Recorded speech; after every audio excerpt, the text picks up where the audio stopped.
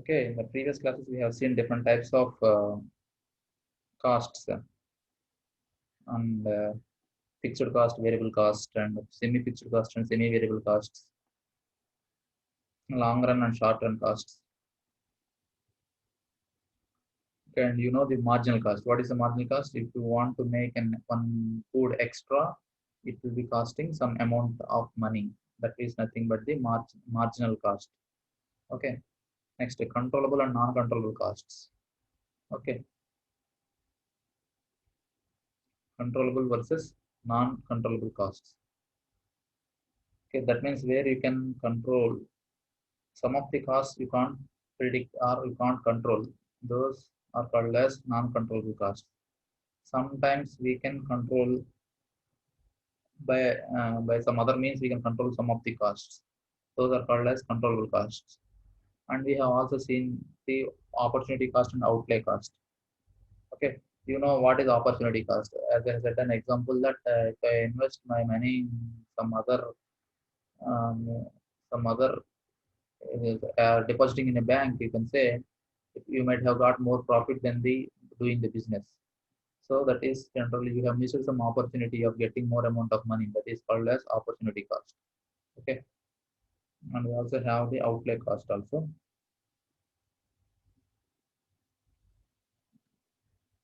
Sometimes, sometimes if you, for your business, if you have already expanded your business to some new place and your old place or your old bungalow is kept aside free, you may give it to give it, you can rent it. Okay, by that you can get some amount of money to you. If you don't use, if you don't give it for the rent, you are losing some amount of rent from that building. So that is also called as outlay costs, right? So incremental and sunk costs. Okay, some of the costs will be continuously increasing from day to day, and some of the costs will not be varying, it will be there only. That is the type of costs are called as sunk costs. Explicit and implicit costs. Okay, explicit and implicit costs means you have seen that if you have if you have to pay immediately, this also relates to the out of pocket cost and book cost.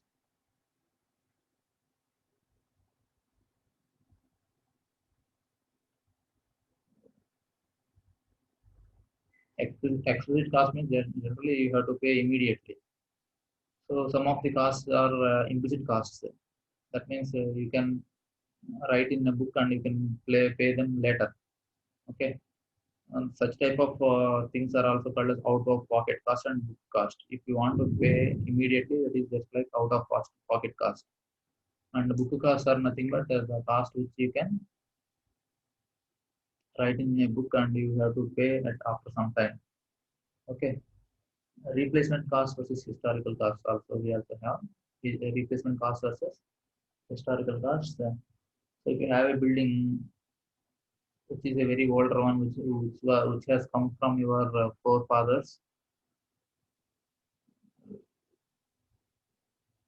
that cost is the that means that is historical cost, right?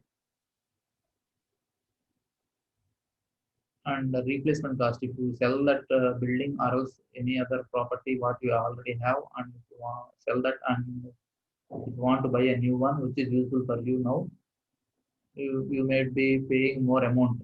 You may be paying some more amount to get a new building or new place. Okay, extra. Okay, if your old building or old property is costing around 30 lakhs, and now the what and 30 lakhs, that property which cost 30 lakhs is not useful for you. You have to buy a new place. That if it costs around 40 lakhs. So 10 lakhs is your replacement cost. Why? Because we have replaced the old property with the new property, which will be very much useful at this present situation. So that is just like a replacement cost. Past cost and future cost. Okay, once upon a time, we have spent some amount in future also. We may also spend some more amount. Those are called as past costs and future costs. So sufferable costs and non-sufferable costs. Okay. Sufferable costs versus joint costs. That means some of the properties we can't separate.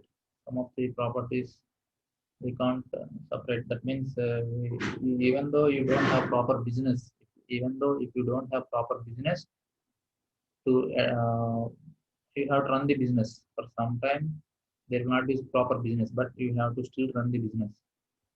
So at that particular point of time, we can remove some persons, but we can't remove some persons. That means what can I say? A company to run, minimum we have to maintain some minimum office, right? With some receptionist or minimum level accountant or minimum level manager like this. Okay, we can't get half as what to say, half manager or else half receptionist. So we have to pay the salary for them fully. So that type of cost we can't separable, right?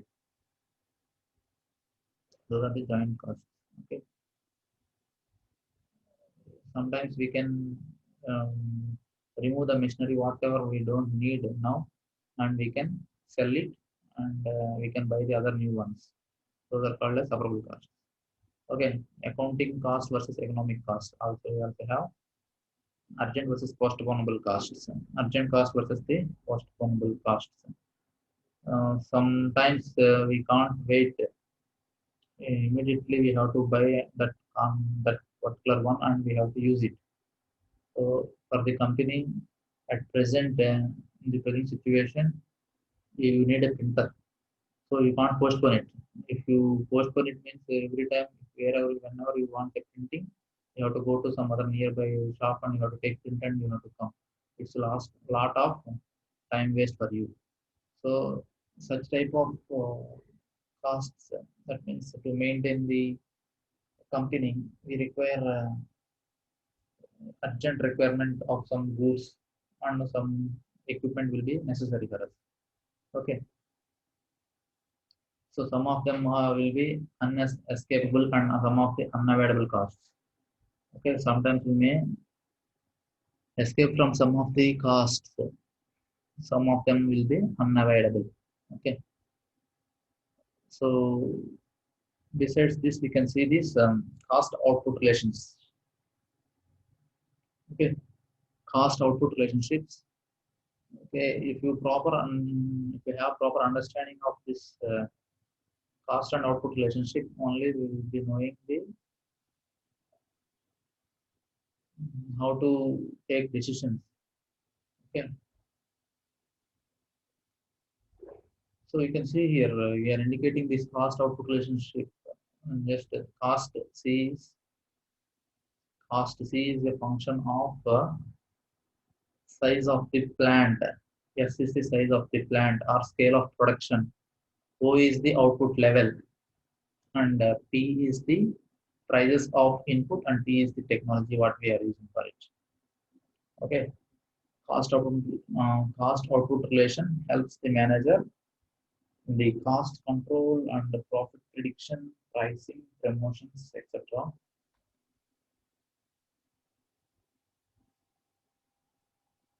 So it can be technically determined with the help of this function. Okay, we used to call this as cost output relationship. Okay, when we discuss regarding this cost output relationship, we will be talking regarding the short run cost function and long run cost function. Okay, so you know what is short run and what is long run. Keeping some variables constant,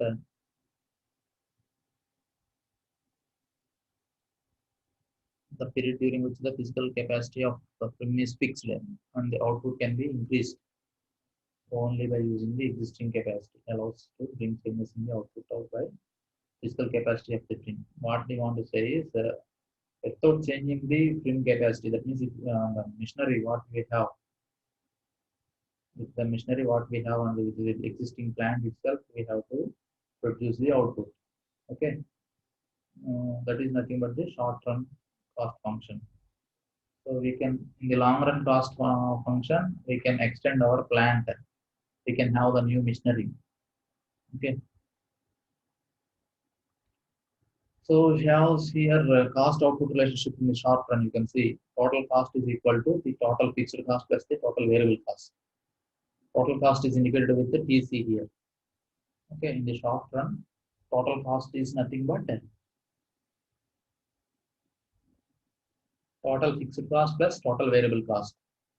And if you want to know the average cost is nothing but this total cost divided by the quantity produced.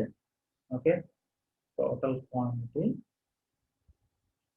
produced to get the average cost. If you want the average fixed cost means AFC. If you think as average fixed cost as AFC, AFC is nothing but TFC by Q. That becomes the average fixed cost. In the same fashion, we can also have the average variable cost. Average variable cost is nothing but the total variable cost by the quantity. That gives the average variable cost.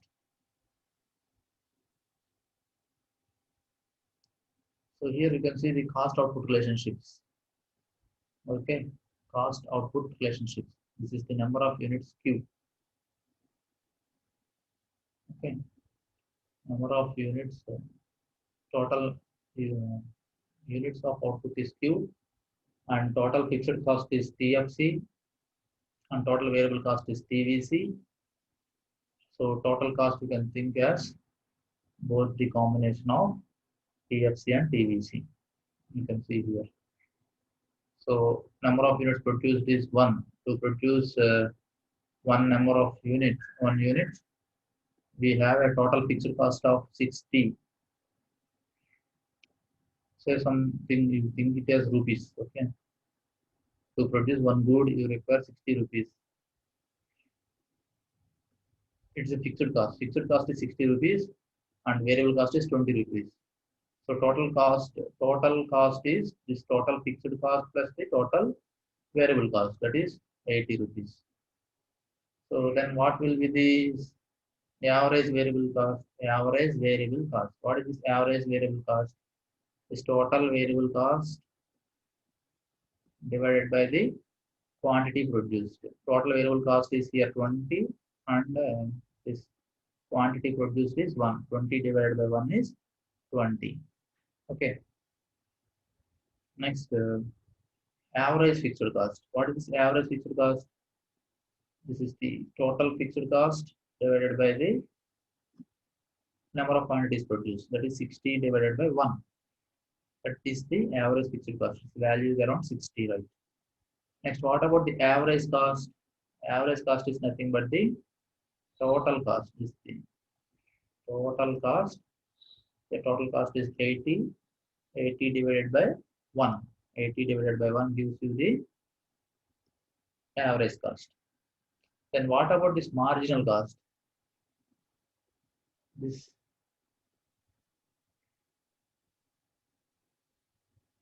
marginal cost is nothing but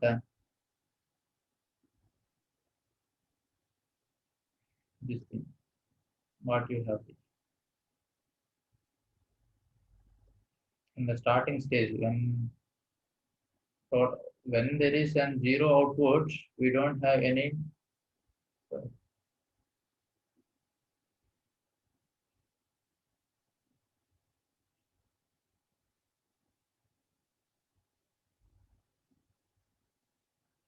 Okay. What is this marginal cost? At the initial stage, we don't have any previous value. So we write 20 directly here. Then at the second point, what is the marginal cost? You subtract this 36 from, you subtract 20 from this 36. You get 16, right? Then right here. Then what about this? For the next position, we have the total variable cost as 48. 48 minus 36. How much it is? So it is 12. So here 64. 64 minus 48 is 16 there. Do you get now? Don't get confused. How you get this marginal cost? Okay. So 90 divided minus 64. 90 minus 64 is 26. So this is 132. 132 minus 90, it is 42. So marginal cost is depending upon the total variable cost only. Okay, which will be varying with respect to the change in the input. Sorry, with respect to the change in the some output. Okay.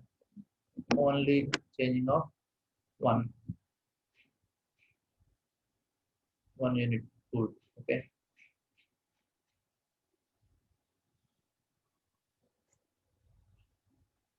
So if you draw the cost, if you draw the curve between the cost and the output, see here how they will be. A marginal cost. Marginal cost looks like this. So average total cost, and this is the average fixed cost, and this is the average variable cost. Okay. This helps us to produce the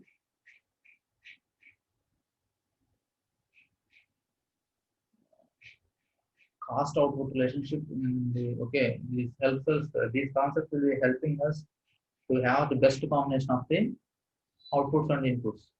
Okay, what you have seen the relation between the cost and the output. Okay, from these curves we can identify later where we can have the best combination.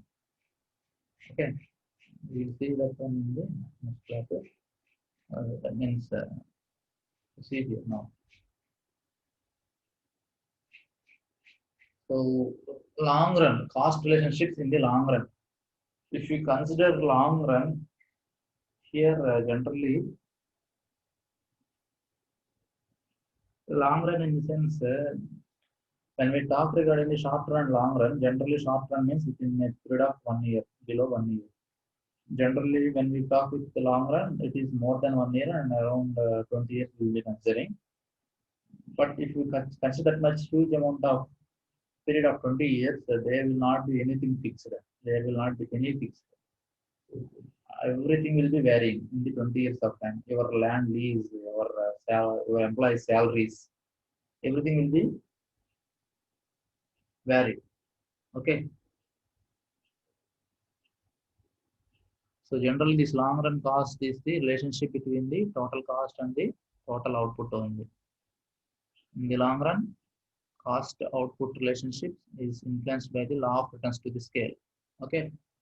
In the long run, cost output relationship will be influenced by the law of returns to the scale. Okay. Short run average curve, long run average curve. So these will be taken for consideration in most of the industries. Okay. So this is a short run average curve. This is the short run average curve 1. This is the 2. This is the 3. The short run average curve, they will draw this short run average curves 3 or 4, and by touching the minimum values, this is the short run average curve 1. This is the short run average curve 2. This is the short run average curve 3. See here, you can see the minimum points of those. By touching all the 3 minimum points, we are drawing a curve that is called as long run average curve. Okay, this gives us the best. Okay, long run average curve gives us the best. Okay. So in the next classes, we'll be discussing regarding the break-even analysis. Okay, this is also called as cost volume profit relationship. In the syllabus, you can see it as cost volume profit relationship. That is nothing but the break-even analysis, where we will be finding the break-even point, where we don't have either profit or loss. That means the total revenue will be equal to the total cost. If the total revenue is equal to the total cost, we call it as That point is called as break-even point. If you move further rightward, we will be getting profit, and if you move downward, we will be getting the losses. That thing we will see in the next class there. So you can go through with input-output relationships, cost-output relationships, what are the different types of costs and natures of costs, what is average cost, total average cost, total variable cost, total fixed cost, what's the marginal cost. These things we have seen, right? Okay, that is regarding the cost output relationship. And the third chapter of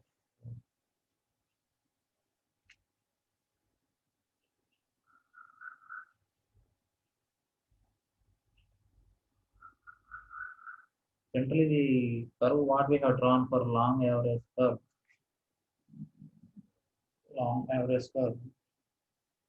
which is also gives us the optimum size of the trim. Okay, what is this optimum size of the trim? Optimum size of the trim is nothing but how to maintain in such a way that to get the best profits. So we should have considered four short-term curves or three short-term curves. That means we are observing for the past 3 years, and we can identify different points. So we have to follow that method only to get the best profits for the long run. Okay, that's all for today. Thank you.